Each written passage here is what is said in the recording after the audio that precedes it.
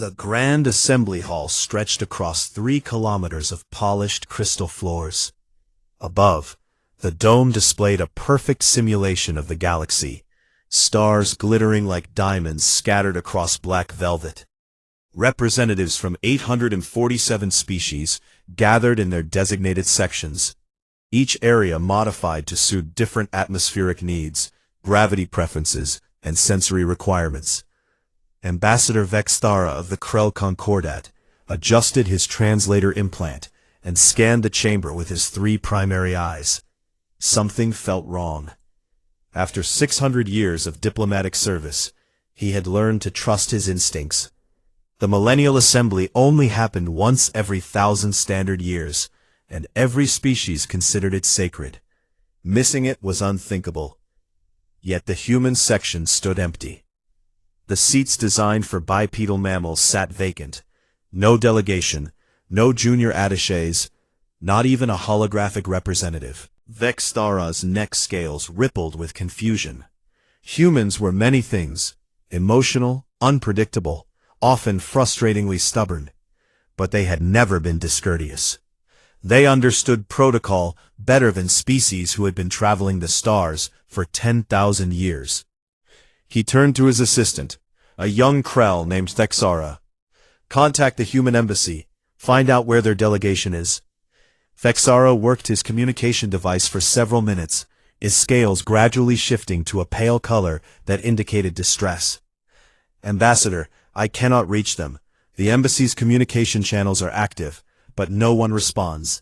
I have tried 17 different contact methods." "Then try their homeworld. Contact Earth directly." More minutes passed. Vexthara's scales turned almost white.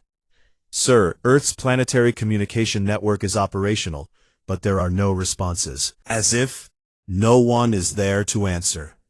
Vexthara felt a cold sensation in his primary stomach. He was not alone in his concern.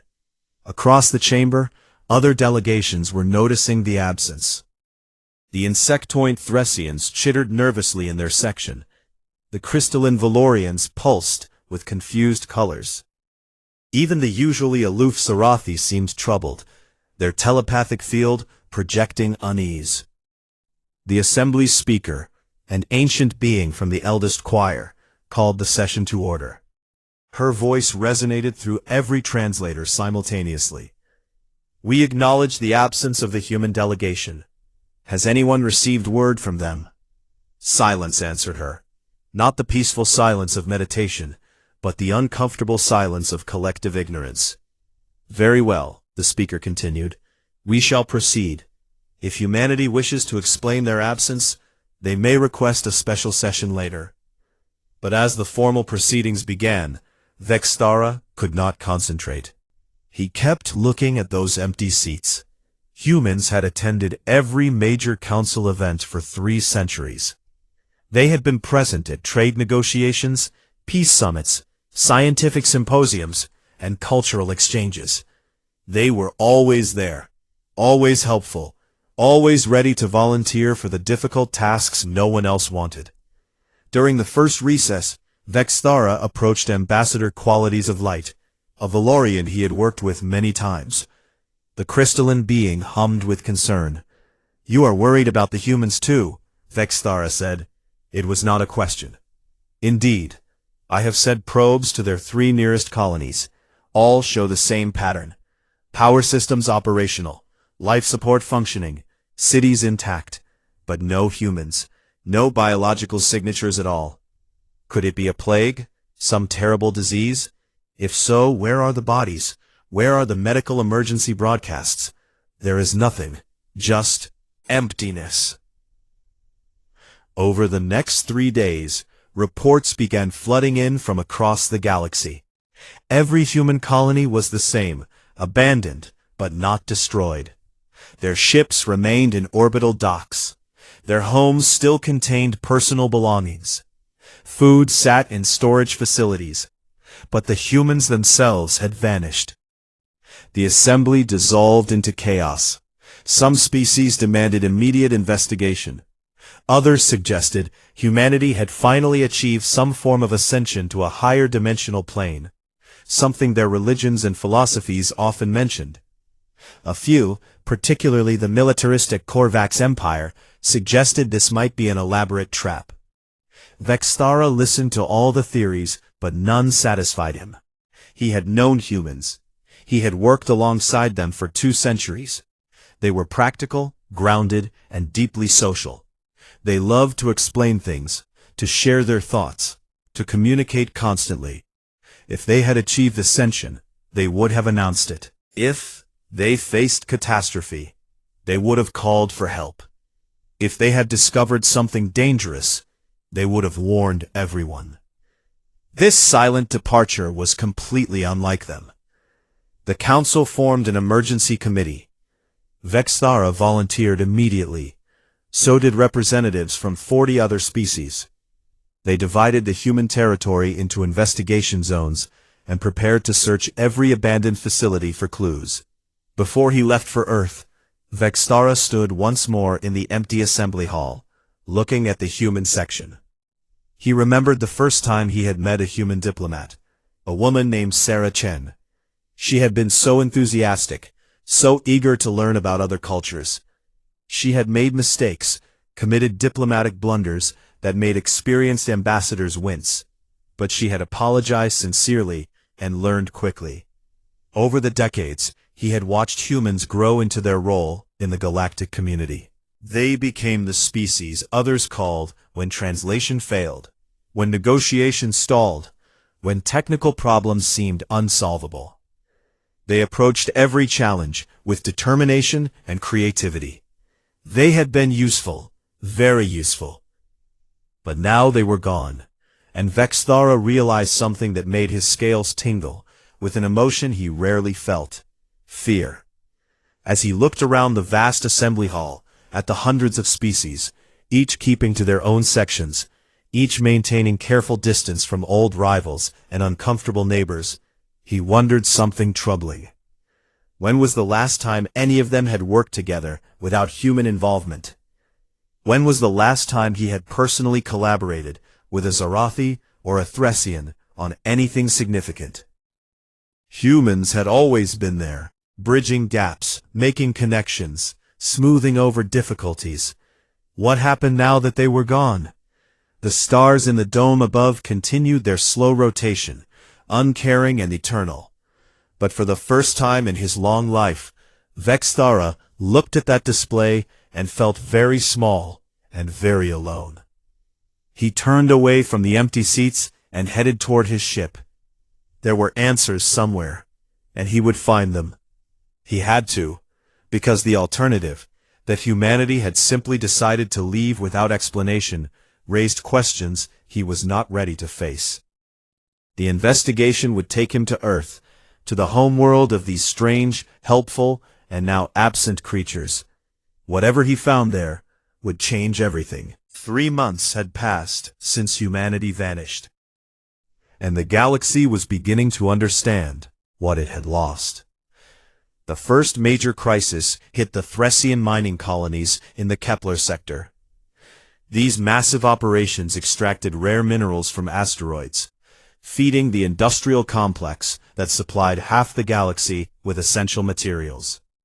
The Thracians were expert miners, their species having perfected the art over 15,000 years.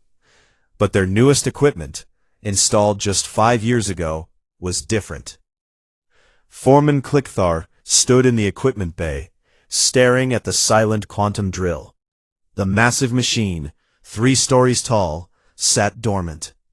Its display panels showed error codes that made no sense according to Thracian engineering principles. "Have you determined the problem?" he asked his chief engineer. The engineer's antennae drooped with frustration. "The machine operates on principles we do not fully understand." The human technician who installed it said it was straightforward and self-explanatory. She provided a basic manual, but it covers only routine maintenance. "This error is not routine. Contact the manufacturer." The manufacturer is a human company. Their facilities are abandoned. Their customer service channels are silent. Clickthar felt his mandibles clench. Then we use the old equipment. The old equipment cannot reach the deep asteroid cores.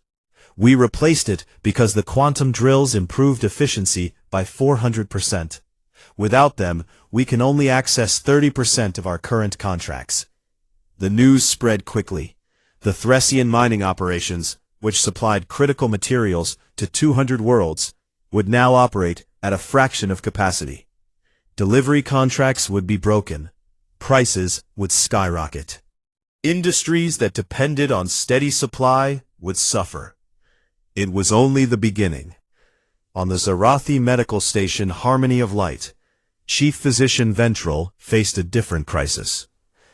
The biosynthesis machines that produced custom medications for 17 different species had stopped working properly.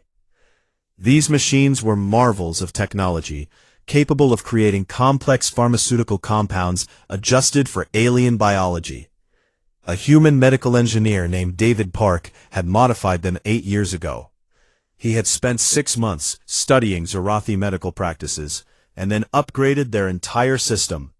The modifications had been brilliant, reducing medication production time by half and improving accuracy to near perfection. Now those machines produced medications that were slightly wrong. Not wrong enough to be obviously dangerous, but wrong enough that patients were not healing properly. 3 patients had already died from medications that should have saved them. Ventral stood in the engineering section with her top technicians. They had disassembled one machine completely, studying every component. The modifications integrate seamlessly with our original systems, one technician reported. But the logic they follow is unusual. The human engineer used a different approach to solving calibration problems. He called it intuitive adjustment. Our systems require precise mathematical formulas. His approach seems to work by feeling what is correct. That is not scientific, Ventral said. No, but it worked perfectly when he was alive. Now that he is gone, the machines sometimes make adjustments we do not understand, and we cannot predict when they will be correct or incorrect. Ventral made a decision she hated. Shut them down. All of them. Return to our old synthesis methods. But Chief Physician, that will increase production time by 150%. We cannot serve all our patients. We cannot serve them at all if our medications kill them. Similar stories emerged across the galaxy. The Korvax Empire discovered that their military logistics network, optimized by human strategic computers, was failing. Supplies were being sent to wrong locations. Troop movements were being miscalculated. The humans had programmed the system using something they called machine learning, which meant the computers taught themselves. Now those computers were making decisions based on patterns only they understood, and without human oversight, those decisions were becoming erratic. The Valorian quantum communication network experienced cascade failures. Human technicians had fixed a long-standing problem with signal degradation 5 years ago, but none of them had written down exactly how they did it. They had simply worked on the system until it functioned properly, making hundreds of small adjustments that seemed obvious to them. Ambassador Vexthara compiled reports from across the galaxy. He sat in his office aboard his ship, orbiting Earth, reading document after document. The pattern was undeniable and terrifying. Humans had not been the best at any single thing. The Thracians were better miners. The Zarathi were better doctors. The Valorians were better engineers. The Korvax were better strategists. Every species had its specialty, its area of excellence. But humans had been good enough at everything. More importantly, they had been willing to learn about everything.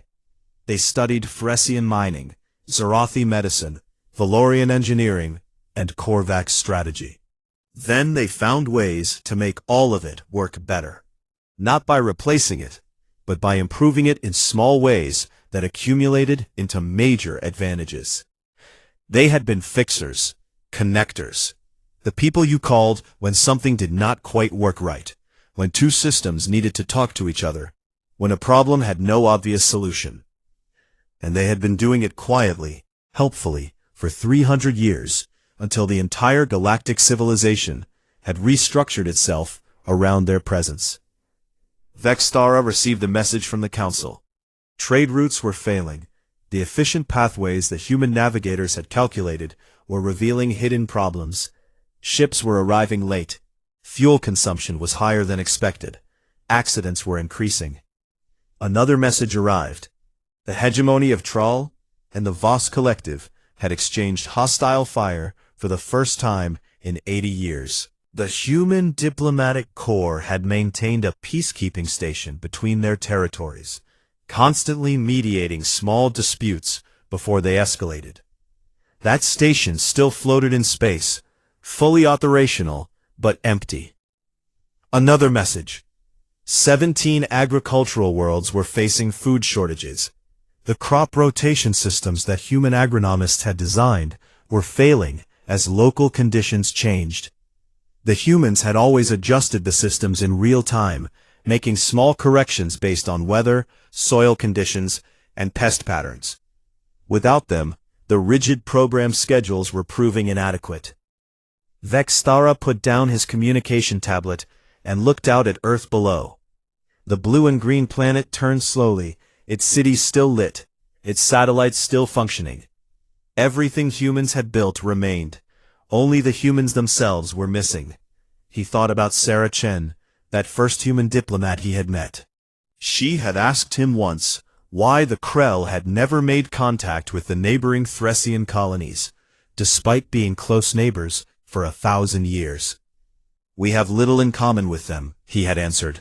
Different biology, different culture, different values. Communication would be difficult and probably unproductive. She had looked at him with those strange human eyes, showing an emotion he had later learned to recognize as sadness. That's a shame, she had said. You never know what you might learn from someone different than you. He had dismissed her sentiment as human naivety. Now, sitting alone in his ship, watching the reports of his civilization slowly coming apart, he wondered if perhaps humans had understood something the rest of them had missed. The emergency committee was demanding results. They wanted him to find out where humanity had gone, and more importantly, how to bring them back. But Vextara was beginning to suspect that the real question was not where humanity had gone, but why they had left in the first place. The council chamber was not designed for panic, but panic filled it nonetheless. Speaker Qualities of Light tried to maintain order, as representatives from hundreds of species shouted, chimed, telepathically projected, and chemically signaled their distress simultaneously. The translation systems struggled to keep up, creating a cacophony of overlapping voices. The trade deficit will collapse our economy within 6 months. Our medical system cannot handle the patient load. The Voss Collective has violated our border again. Where are the peacekeepers? Our education system depended on human translation algorithms. We cannot teach multi-species classes anymore. Speaker Qualities of Light pulsed with a bright, sharp light that commanded attention. The chamber slowly quieted. We will address each crisis systematically. Ambassador Vextara has prepared a comprehensive analysis. You will listen. Vextara approached the central platform, his old body moving slowly. 6 months of investigation had aged him. What he had discovered weighed on him like a physical burden. Honored representatives, he began, I have completed the analysis the council requested. The situation is worse than any of us imagined. He activated the holographic display. It showed the galaxy with thousands of bright points indicating human involvement in various systems and services. This is a map of human economic activity 300 years ago, when they first joined the galactic community. The display showed a small cluster of lights around Earth and nearby colonies. As you can see, their footprint was minimal. This is 50 years later. The lights had spread, connecting to other systems. 100 years, more connections forming a web. 200 years, the web grew denser, more complex. 300 years, last year, The display now showed an intricate network that touched virtually every major system in the galaxy. The lights formed patterns, pathways, connections between species and systems that had never directly interacted. What you are seeing, Vextara continued, is not conquest or domination. It is integration. Humanity did not control these systems. They connected them. Let me show you what I mean.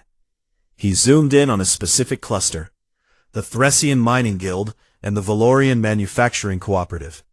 Two species with completely incompatible communication styles. Thracians use pheromone-based language. Valorians use crystalline resonance. Neither could learn the other's language naturally. For 8,000 years, these two groups traded through intermediaries, losing efficiency and trust with each transaction. Then humans arrived. They spent 30 years learning both languages. They created translation software. They established direct communication protocols. Trade between Thracians and Valorians increased by 600%. He moved to another example. The Zarathi Medical Collective and the Korvax military. The Zarathi are pacifists with advanced healing technology. The Korvax are warriors who saw asking for help as weakness. They never collaborated. Human doctors worked with both. They learned Zarathi medical techniques and taught them to Korvax field medics, modifying the lessons to fit Korvax cultural values. They called it battlefield medicine instead of healing arts. Korvax military casualties dropped by 40%. The Zarathi gained resources to research new treatments. Both sides benefited, but neither had to directly acknowledge needing the other. Example after example appeared on the display. Humans mediating disputes. Humans translating not just words, but cultural concepts. Humans fixing technical incompatibilities. Humans teaching one species' expertise to another. Humans finding creative solutions to problems that had existed for thousands of years. We thought they were simply being helpful, Vextara said quietly. We appreciated their usefulness, but we never understood what they were actually doing. They were weaving our civilization together. They were creating connections where none existed. They were building bridges and then hiding the foundations so well we forgot the bridges were even there. A Korvax commander stood, his armor clanking. This sounds like manipulation, like they were trying to control us. No, Vextara replied.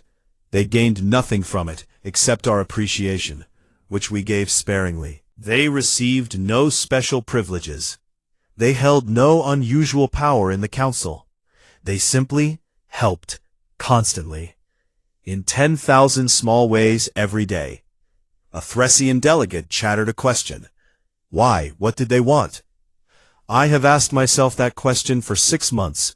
I have reviewed hundreds of interviews, thousands of documents, centuries of interaction records. The answer appears to be that they genuinely believed cooperation was better than isolation. They thought different species should work together. And when they saw obstacles to cooperation, they removed those obstacles. Another representative spoke up, this one from the usually silent Whisper Collective. You use past tense. Why? Vextara dimmed his display. Because I believe they finally realized what we never did. We were not actually cooperating. We were depending on them to do the cooperation for us. The chamber erupted again. Vextara waited for silence, then continued. Consider this. When was the last time a Krell and a Thracian worked together directly, without human facilitation? When did a Zarathi and a Korvax sit down and solve a problem between them? We have not learned to cooperate. We learned to let humans handle cooperation on our behalf. My analysis shows we have become dependent on humanity in exactly 2,743 critical functions. These are not luxuries or conveniences. These are essential services that keep our civilization operating. He pulled up another display showing cascading failures. The medical crisis on Zarathi stations. The mining problems in Thracian colonies.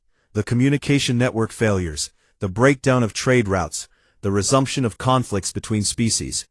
These are all symptoms of the same problem. We built a civilization that only works with humans holding it together. And now, they are gone. Speaker qualities of light pulsed with a troubled amber color. What do you recommend? The council has 3 options, Vexthara said. First, we adapt. We learn to do what humans did. We learn to work together, to solve problems across cultural boundaries, to maintain the systems they built. This will be difficult and slow, and many systems will fail before we succeed. Second, we abandon the integrated systems and return to isolated, species-specific operations. This means accepting reduced efficiency, reduced cooperation, and reduced prosperity. We would survive, but we would be poorer in every measurable way. Third, we find humanity and convince them to return. The chamber buzzed with reactions.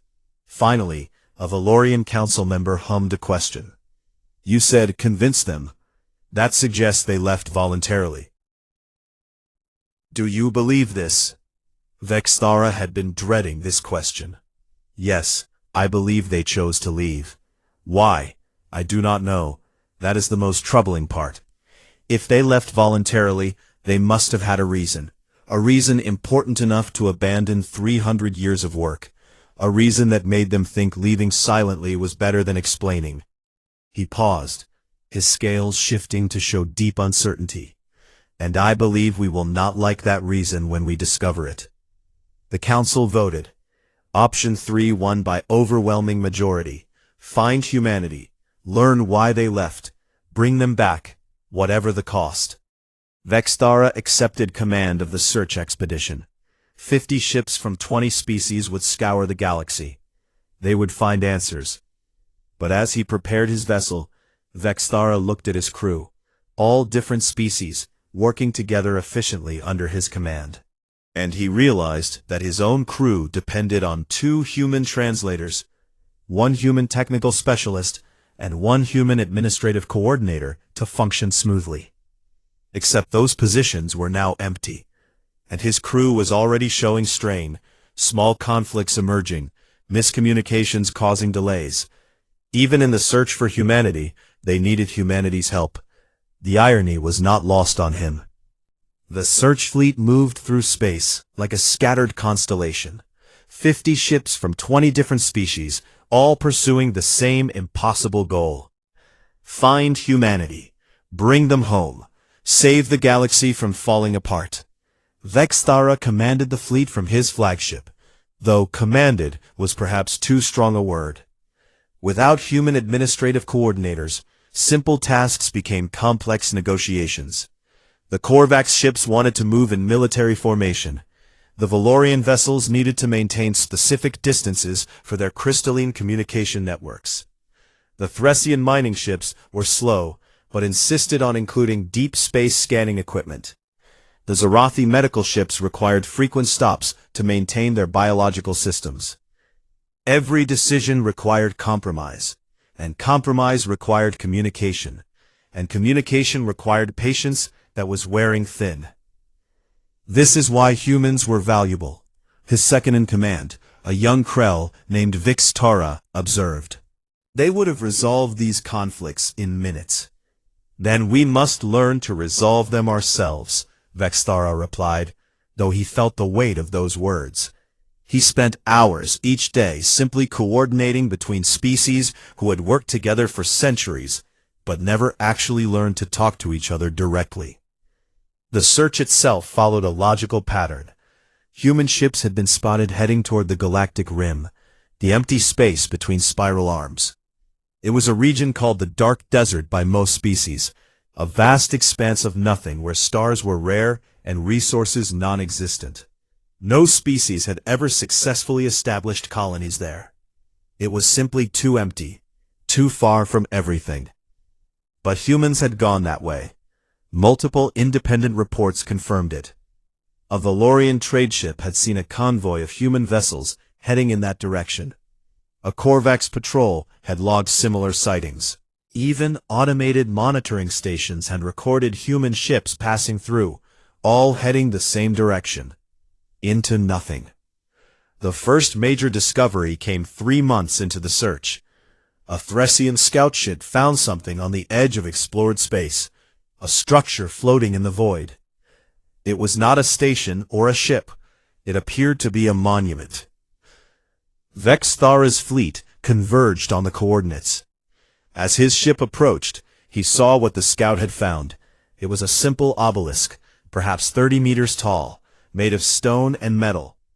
It rotated slowly in space, solar panels providing power to keep it broadcasting a location beacon. "Scan it," Vexthara ordered. "Check for dangers." The scans came back clean. No weapons, no traps, no threats. Just a monument, built to last for millions of years, floating alone in the dark. "There is writing on it," his science officer reported. "Thousands of inscriptions." "What does it say?" A pause. "The same message in every language. We will remember you fondly. We hope you will learn to remember each other." Vexthara felt his scales grow cold. He ordered a shuttle prepared and went to see it himself. Standing in his spacesuit before the monument, Vexthara read the inscription in his own language. The words were carved deep into stone, meant to last. Around the obelisk, other members of the expedition did the same, each reading the message in their native tongue. The Korvax commander approached him, his armored suit heavy in the low gravity. "It is a farewell message. They wanted us to find this." "Yes. But what does it mean? Learn to remember each other." "We remember each other. We have worked together for thousands of years." "Have we?" Vexthara asked quietly. "Or have we simply existed near each other, letting humans do the actual work of connecting us?" They found 17 more monuments over the next 2 months. Each one identical, each one bearing the same message. They formed a trail deeper into the dark desert, like breadcrumbs leading them onward. But there were no humans, no colonies, no ships, no signs of habitation, just monuments marking a path. The fleet's morale began to suffer. Resources were running low. Some species ships were not designed for extended deep space travel. The Zarathi vessels required resupply every 3 months. The Thracian ships needed specific minerals to maintain their engines. Arguments broke out. The Korvax wanted to push forward aggressively. The Zarathi wanted to return for supplies. The Valorians suggested splitting the fleet. The Thracians worried about the cost of the expedition. Vexthara spent entire days mediating disputes. He found himself doing exactly what humans used to do, translating not just words, but intentions, finding compromises, keeping everyone focused on the shared goal. It was exhausting. He had never realized how exhausting it must have been for humans to do this constantly. They followed the monuments deeper into the void. The last stars disappeared behind them. They were truly in the dark desert now, surrounded by darkness, nothing but the fleet's running lights and the distant glow of other galaxies, millions of light years away.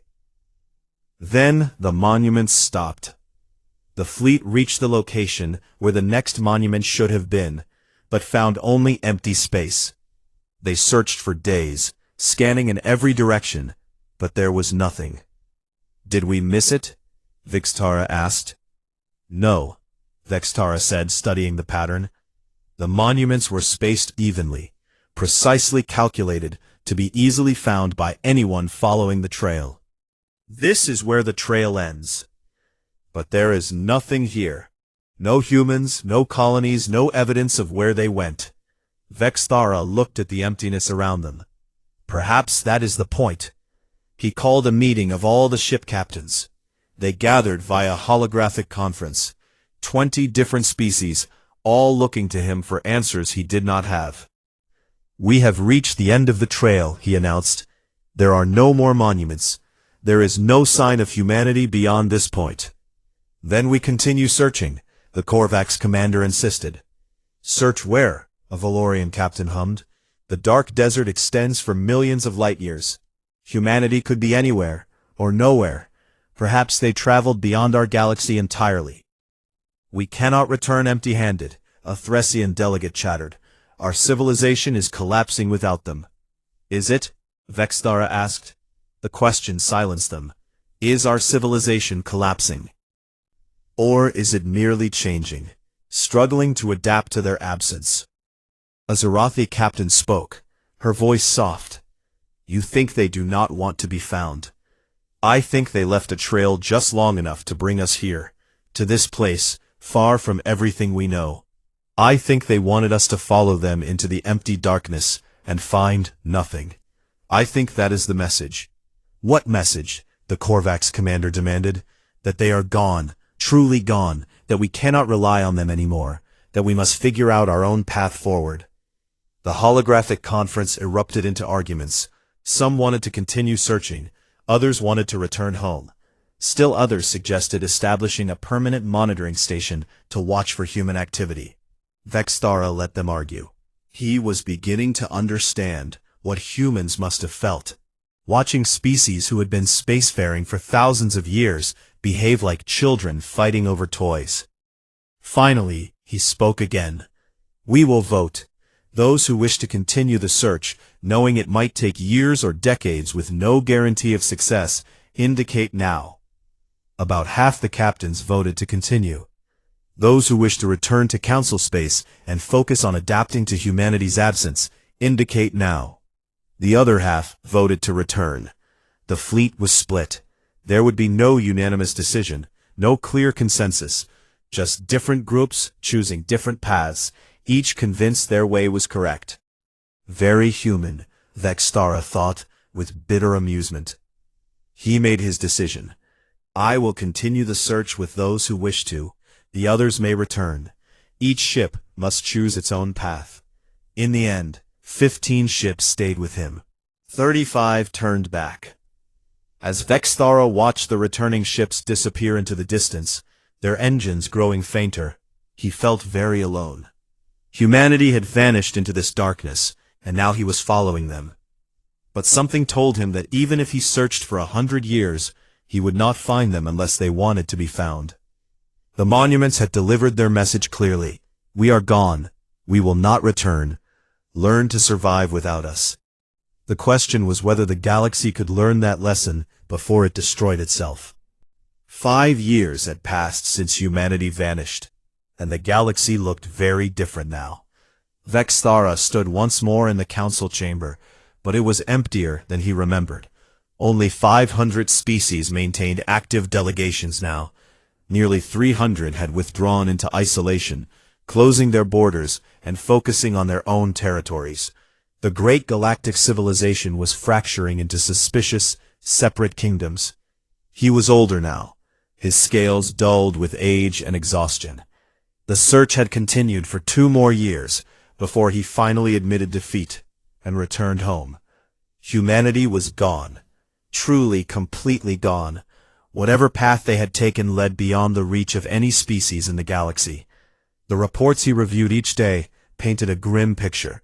Trade had collapsed by 60%. 17 active wars burned across former council territory. The hegemony of Tral and the Voss Collective had gone from skirmishes to full warfare. The Thracian mining guilds and Valorian manufacturers had stopped working together entirely, each blaming the other for contract failures. Medical systems struggled. Transportation networks operated at reduced efficiency. Scientific collaboration had nearly stopped.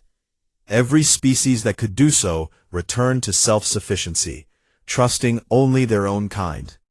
We survived, people said. We adapted. But Vexthara saw the truth. They had not adapted. They had retreated. The galaxy was becoming a collection of isolated islands, each one smaller and weaker than the whole had been. The council had called an emergency session. The agenda was simple: acknowledge the failure and officially dissolve the Galactic Cooperation Framework. Each species would retain sovereignty over their own territory. The council would become merely an occasional meeting place with no real authority. The end of a dream that had lasted 10,000 years. speaker qualities of light, now dimmed with age and sorrow, called the session to order. Honored representatives, we gather to formalize what we all know. Our civilization has failed. Without humanity to hold it together, we have proven incapable of cooperation. We shall vote to dissolve the Unified Council and return to independent governance. But before the vote could begin, every display panel in the chamber activated simultaneously. An image appeared. A human woman, middle-aged, wearing simple clothing. She sat in a chair, with stars visible through a window behind her. "Greetings to the Galactic Council," she said in perfect galactic common. "My name is former Secretary General Maria Santos. This message has been scheduled to activate 5 years after humanity's departure. If you are hearing this, it means you have survived long enough to reach this moment. That alone gives me hope." The chamber fell completely silent. Every representative stared at the image. Some had never seen a living human before. 5 years was a long time, and memories faded. Santos continued. "You must have many questions. Why did we leave? Where did we go? Will we return? I will answer what I can. Humanity left because we realized we had made a mistake, not in coming to the stars, not in joining the galactic community, but in how we participated in it. We thought we were helping. We thought by solving problems, by connecting different species, by making things work smoothly, we were contributing to a great civilization. But over 3 centuries, we watched a troubling pattern develop. The more we helped, the less you helped each other. The more we solved problems, the less you learned to solve them yourselves.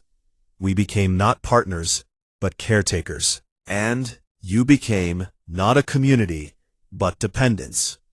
Vexthara felt the truth of those words like a physical blow. Around him, other representatives shifted uncomfortably. "We did not leave in anger," Santos said, her expression sad but determined. "We left because we understood something painful. By making ourselves indispensable, we prevented your growth. We became your crutch, and you forgot how to walk without us. Every species in the galaxy is amazing in its own way. The Thracians are brilliant miners. The Zerathi are incredible healers. The Valorians are engineering geniuses. The Korvax are master strategists. Every species has unique gifts, unique perspectives, unique strengths. But you never learned to share those gifts with each other directly.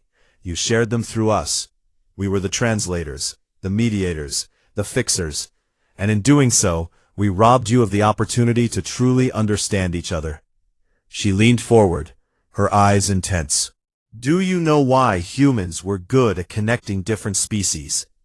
Because we had to learn it ourselves.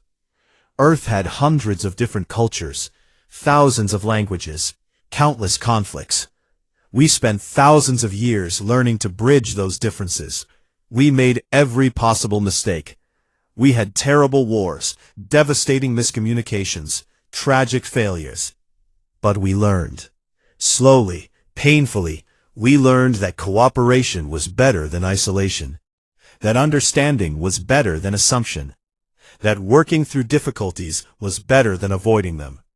We learned these lessons through suffering, through failure, through persistence. And then we came to the stars and found a galaxy that had never learned those lessons. You had achieved peace through distance, cooperation through convenience. When things were difficult, you simply did not interact. So we did what came naturally to us. We helped. We bridged. And in doing so, we denied you the opportunity to learn what we had learned." Santos paused, seeming to gather her thoughts. 5 years ago, we made a decision. We would leave. We would go somewhere far from everything you know, and we would start over. We would see what we could become without the expectations and demands of the galactic community. And we hoped, we desperately hoped, that you would learn what you needed to learn, that you would discover you do not need us, that you would find ways to work together, to understand each other, to solve problems without human intermediaries. I do not know if you have learned those lessons. This message was scheduled to activate 5 years after our departure, regardless of circumstances. Perhaps you have already rebuilt a stronger civilization. Perhaps you are on the brink of collapse. Perhaps something I cannot imagine has occurred. But I want you to know this. We did not leave because we stopped caring. We left because we cared too much to watch you become dependent on us forever. The image changed, showing data streams, technical specifications, system architectures. I am transmitting everything. Every system we designed, every modification we made, every solution we created. Complete documentation, full specifications, detailed instructions. Everything you need to maintain and improve the systems we built. We never withheld this information. You simply never asked for it. You were content to let us handle everything. Now you have no choice but to learn. The image returned to Santos. If you survive the next 100 years, if you build something real, something based on genuine cooperation and mutual understanding, then perhaps we will meet again. Perhaps we will return, not as fixers and mediators, but as equals. As one more species among many, contributing, but not essential. Until then, we are out here, somewhere in the dark, building our own future. We will remember you fondly. We hope you will learn to remember each other. We hope you will learn to work together, not because you have no other choice, but because you recognize that together, you are stronger than any species alone. Goodbye, and good luck. The image faded. The chamber remained silent for a long time. Finally, speaker qualities of light pulsed softly. The vote to dissolve the council is postponed. We will reconvene in 1 month. Use that time to consider what we have heard. Vextara walked slowly from the chamber. Outside he found Vixtara waiting for him. What do you think will happen? The younger Krell asked. Vextara looked up at the dome showing the galaxy above. Somewhere out there, humanity watched and waited. I do not know. Some species will refuse to change. Some will continue to retreat into isolation. Some might learn. Will it be enough? I do not know that either. Over the following months, Vextara watched the galaxy struggle with the message. Some species were angry, feeling abandoned and betrayed. Others were ashamed, recognizing the truth in Santos's words. A few were determined to prove humanity wrong, to show they could cooperate without help. Slowly, painfully, things began to change. A Krell engineer and a Threxian technician worked together to repair a quantum drill, spending weeks learning to communicate directly. A Zarathi doctor trained Korvax medics, adapting her teaching style to fit their culture. A Valorian diplomat learned Voss collective customs and negotiated a ceasefire. It was slow. There were failures, misunderstandings, setbacks. Species that had depended on human translation for 3 centuries struggled to understand each other. Old conflicts reignited, new problems emerged.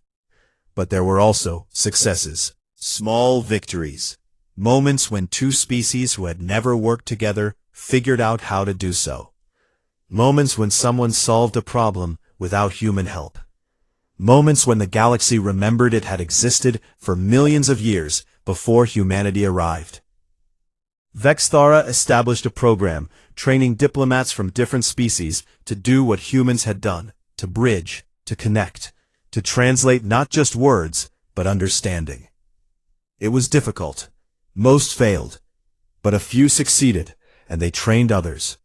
5 years became 10, 10 became 20. The galaxy did not collapse, though it came close several times. The council did not dissolve, though it transformed into something different, something less dependent on any single species. On his deathbed, old and honored, Vextara received one final message. It came through channels that should not have existed, encrypted in ways that suggested technology beyond what the galaxy possessed. It was brief. We are watching. We are proud of your progress. Perhaps in another century, we will meet again. Until then, keep learning, keep growing. You are doing better than you know. It was not signed, but Vextara knew it came from humanity. Somewhere in the darkness between galaxies, they watched and waited. He smiled, his scales catching the light one last time. "We will be ready," he whispered to the empty room. "When you return, we will be ready to meet you as equals." The message faded, the galaxy turned, and in the darkness humanity waited, patient and hopeful, for the day when they could finally come home.